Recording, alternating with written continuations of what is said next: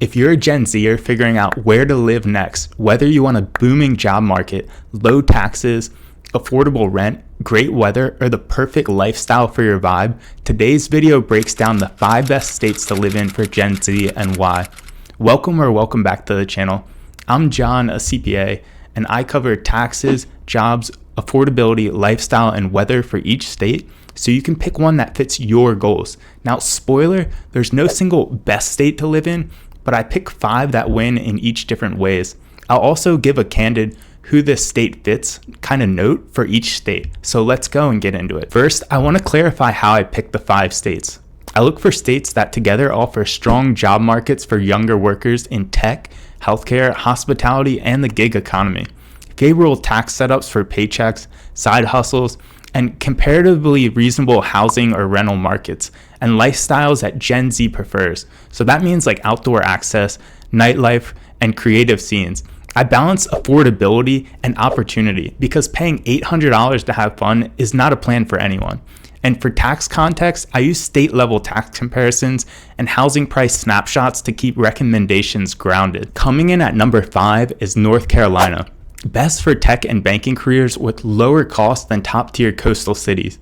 North Carolina's research tech hub, Raleigh-Durham's research triangle, and Charlotte's banking boom, and a relatively lower cost of living compared to the biggest coastal metro cities make the state for a smart pick for career-focused Gen Zers who still want that city life without New York or San Francisco prices. North Carolina uses a flat state income tax, and recent rates have been in the 4 to 4.5% range, so your tax bill is going to be predictable. Large employers across finance, biotech, tech, and universities create entry-level jobs and early career roles. Plus, many startups are in the Raleigh-Durham area. That means decent chances for internships, first jobs, and upward mobility. How does affordability look? Housing and rent are generally cheaper than many coastal metro areas. Average rent sits in the mid-range nationally, with city-to-city variation that is significant. Charlotte and Asheville are pricier, while small towns are going to fall on that more affordable side. Living in the city can run $1,000 to $2,300 a month for a 1 to 2 bed apartment. Now, on a weekend, you can hit a college bar crawl, a museum, or a mountain trail. The food scene, it's growing. There's coffee shops everywhere. Remote work is friendly, and there's even a creative scene that's emerging. One of the best perks is the weather. Humid subtropical, hot, humid summers, and mild winters. You get 4 seasons in North Carolina, but the winter is going to be a lot more gentle than compared to the Northeast. So who should ultimately pick North Carolina? This is going to be the Gen Zers who want career mobility in tech and finance, a strong social scene, and better housing affordability than the biggest coastal cities. You'll likely need to be in the city if you want the best of the best jobs, but it has a bit more relaxed feel versus the hustle and bustle of cities like New York, San Francisco, or Miami. Now, next up is going to be number 4, and that's Colorado. It's best for your outdoor lifestyles, and it has solid pay in tech and green industries.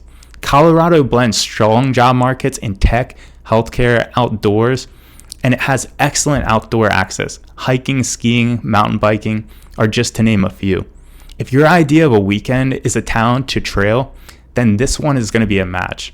Looking at taxes, Colorado is relatively low flat income tax, around the mid 4% range.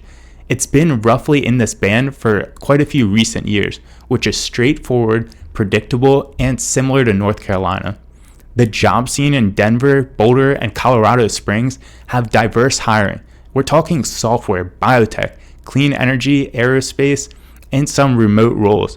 College towns often lead towards internships and early career jobs as well. Now, maybe the worst part of Colorado is the housing. It's gotten expensive in the last decade.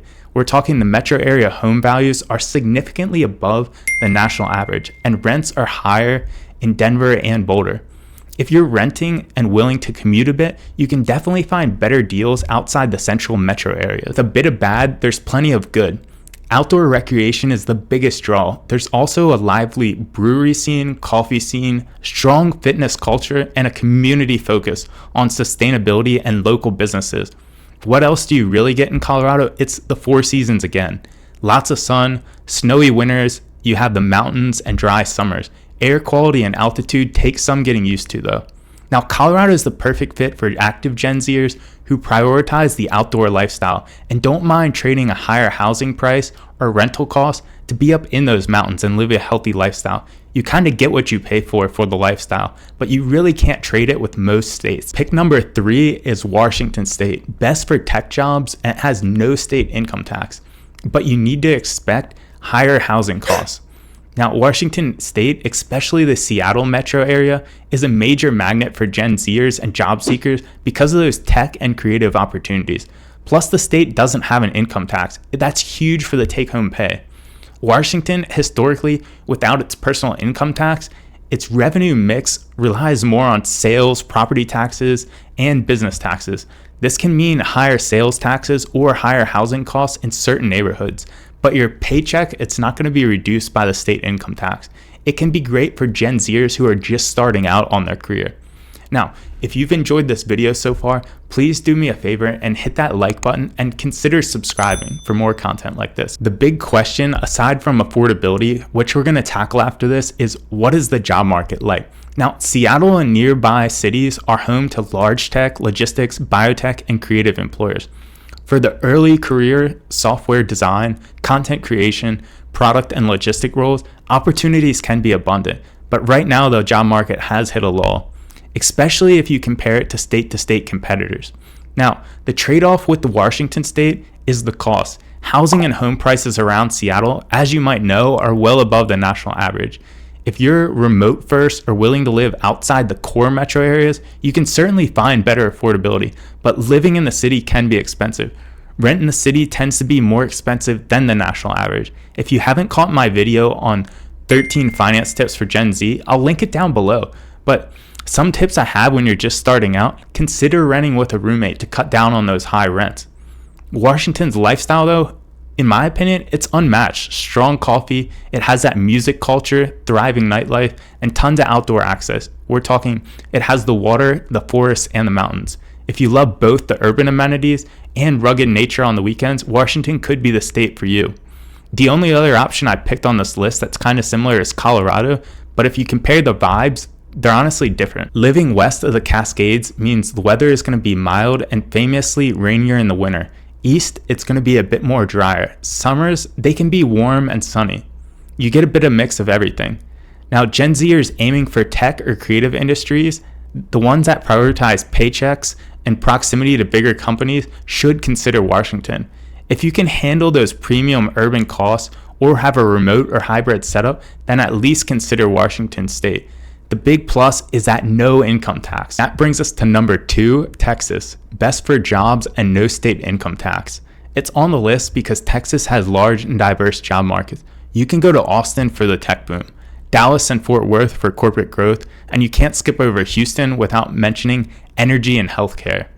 Now, the other added benefit, as I mentioned, is no state income tax. That clearly means higher take-home pay for many young workers. That's a combo that's golden if you want to talk about career options and more money left in your paycheck. On the flip side to the no state income tax is the property taxes and local sales tax that fill the revenue gap. So home ownership costs, they're going to vary by county and city.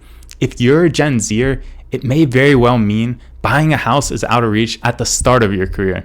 The job scene though in Texas continues to get better and better each year, especially in those large cities that I mentioned.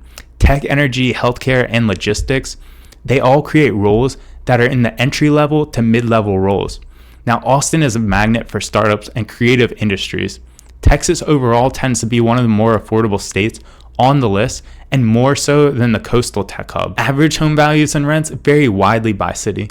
Austin and parts of Dallas-Fort Worth are pricier than rural Texas, of course, but most metro areas still beat US large cities on monthly costs.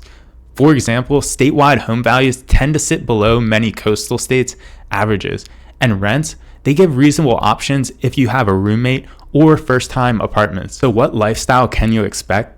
Texas cities each have distinct cultures. Austin for music and tech, Houston for diversity and food, Dallas if you want to talk about corporate and nightlife, and we got to talk about San Antonio, which is history and festivals. You'll find huge cultural variety and scenes for almost every interest. Just keep that in mind if you're in between picking cities and cities in the state. Some of you may like it and others might not, but hot summers are common across most of the state with mild winters in many places.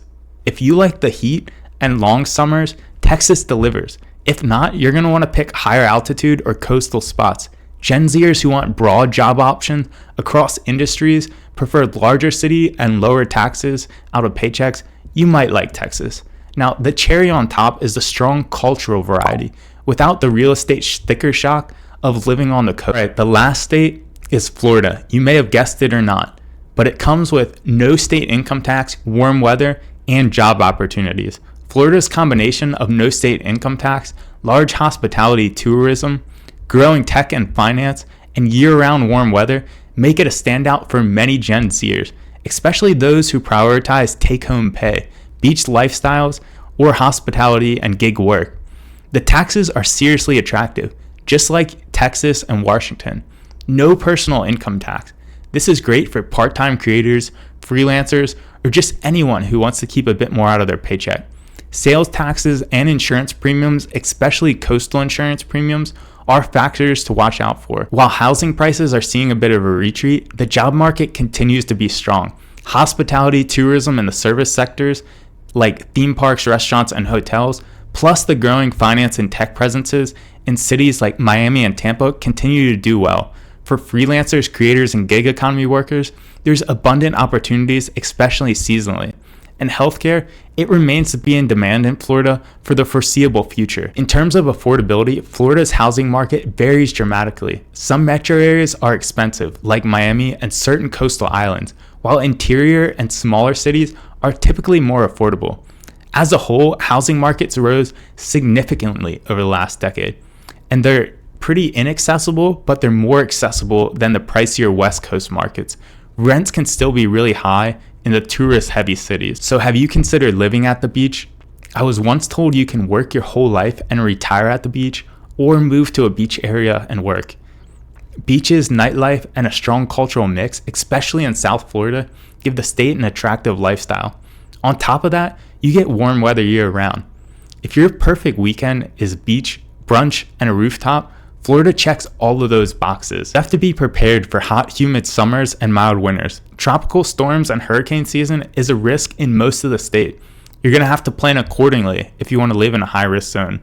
So who is a fit for Florida? It's the creatives, freelancers, gig workers, hospitality, anyone who works in a hospital. You might want warm weather, work in finance, or even some tech jobs. It's not ideal if you want to be skiing in the winter, or want occasional sun, or hate the tourist energy. While a list is great, you're gonna have to pick your number one state, and not everyone is gonna agree.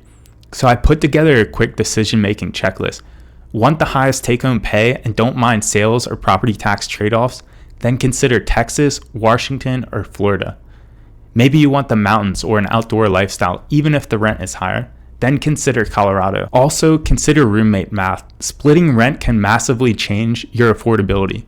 Transit versus car needs, and local renter protections, not all of which are reflected by headline home prices. Next, I just want to mention a quick few money-saving tips for Gen Z movers. Budget for move-in costs, deposit, first month rent, utilities, and renter's insurance. Try remote jobs or hybrid jobs as it can stretch your living options. You can live for cheaper and work higher paying jobs. These jobs have become scarcer, but trust me, they're still out there in industries like tech and finance, but you're really going to have to work hard to find one though. Consider a metro area outside a city. You can rent and save on that rent by commuting a good 30 minutes or so for big savings in lots of areas. Check your state benefits for student loan programs, tax credits, or first-time homebuyer assistance. That can shift your calculations. All right, so those are my top 5 states for Gen Z and who each one it fits best. Drop a comment down below and hit that subscribe button up there for more Gen Z content on finance. I'll see you in the next one.